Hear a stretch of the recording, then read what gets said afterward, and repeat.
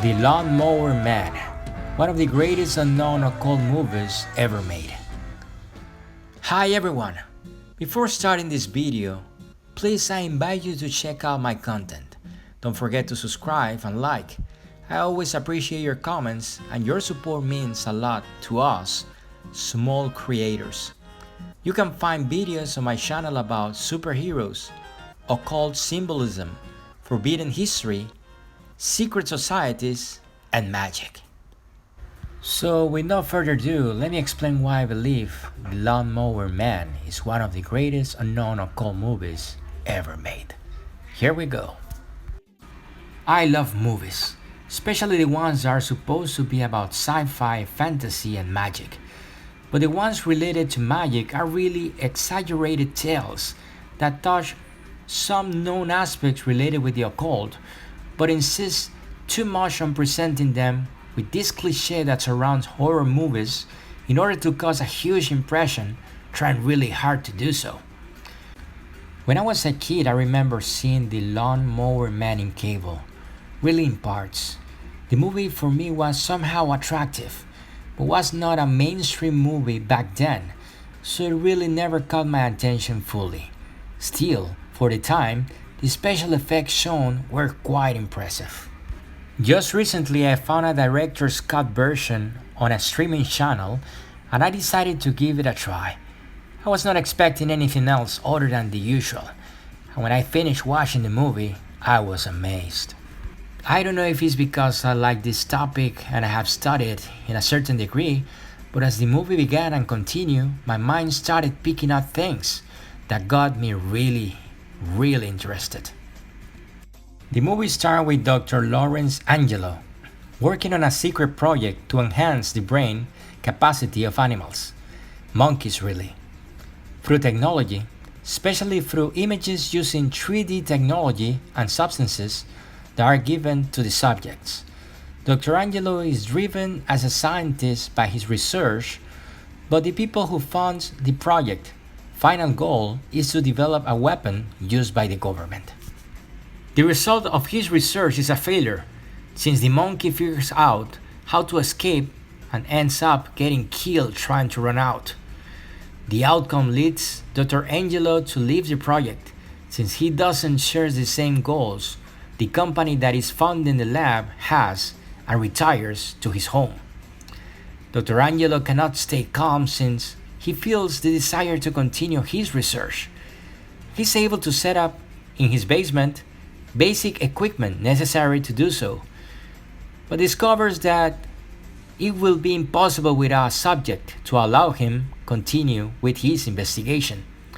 Reviewing his results and data, he concludes that he requires a human being instead, which takes him to decide choosing an individual, and that individual he chooses is Job. Job is a mentally disabled man who works on the neighborhood cutting the lawn that accepts Dr. Angelo's invitation to participate with him on his research. Job begins his journey initially thinking that he was mainly going to play video games. He continues this path following Dr. Angelo, and as the movie goes on through the treatment, he becomes smarter. But not only that, but awakens something within him that surpasses all expectations. One of the first things that caught my attention was when the doctor started to introduce Job to the virtual reality world. While the images were shown up, I began to see seals and sigils, some of them used in magical operations by magicians. That was the first indicator that there was more than meet the eye. Job to me represented the fool when he begins his journey, and the doctor the magician from the tarot deck. As the movie goes along, we witness the journey of the fool throughout the path of enlightenment, and Job himself becomes a magician at the end. The use of images and substances to enhance the individual are basically really ways used by magicians on the path to enlightenment. So opposite to other movies, when they portray magicians doing all these elaborated rituals, I found this more close to reality nowadays. Current magical systems like Chaos Magic include technology, computers, TVs to assist the individual to achieve a gnosis state, as well as the use of psychedelic substances. I uploaded a video, which you can find out in my channel about Chaos Magic, on how to elaborate your first magical operation. I invite you to check it out if you are more interested on this topic. Both images and psychedelic substances are used in this movie. But the use of not just regular images, but virtual reality, to me was groundbreaking. During visualization, it's very important for individuals to include emotion and work on concentration in order to achieve the most realistic experience while visualizing. One of the purposes, for example, of the Tree of Life is to study the properties of each Sephirot and the correspondences for each one, where you can place yourself on a specific state of mind necessary to a specific work you're doing, meaning that emotion is key. You can also check a video I uploaded about how secret societies use images and symbols to awake hidden aspects in our subconscious mind, which I invite you to check out in my channel. Now guys, do you follow me? By exposing Job to certain 3D virtual images, the doctor was able to determine specific parts of the brain to be stimulated with the combination of substances given to the patient.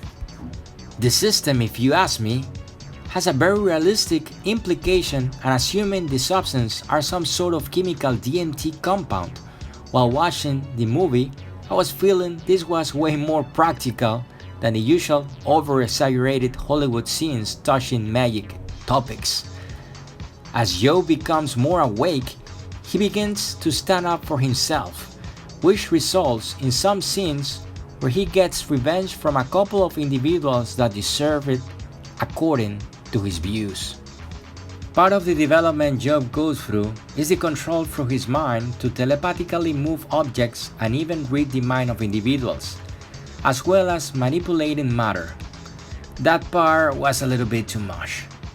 Now, here also comes a philosophical and moral question, which in modern systems of magic are no longer considered as important, since some modern magicians and systems do not support laws and rules, and invite the practitioner to perform magic and evaluate their results according to their own experiences.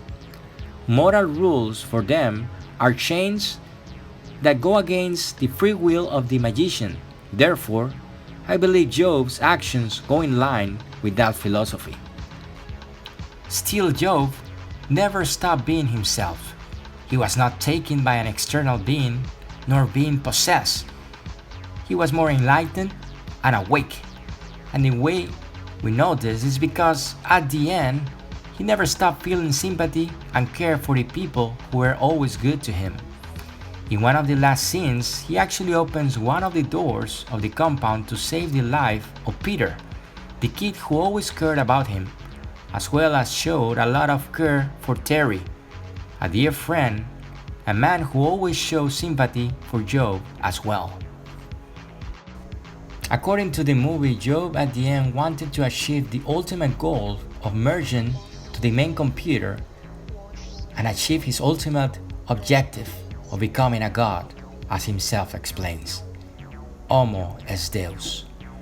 The movie ends implying that he did achieve his goal merging with the computer and becoming more than a simple man. Again, this movie has many other interesting facts. For example, it was promoted like a story from Stephen King, which was not. And there is a sequel few people know about that was really bad, among many other things. There are plenty of good videos talking about this topic online. If you haven't seen the movie, give it a try. If you share my views or thoughts, or do not, please comment as well. Again, these are my views which I wanted to share on why I believe The Lawnmowerman is one of the greatest unknown occult movies ever made. Hey guys, thanks for watching this video. Please remember to subscribe, share and like. And please, take good care. 93. Bye bye.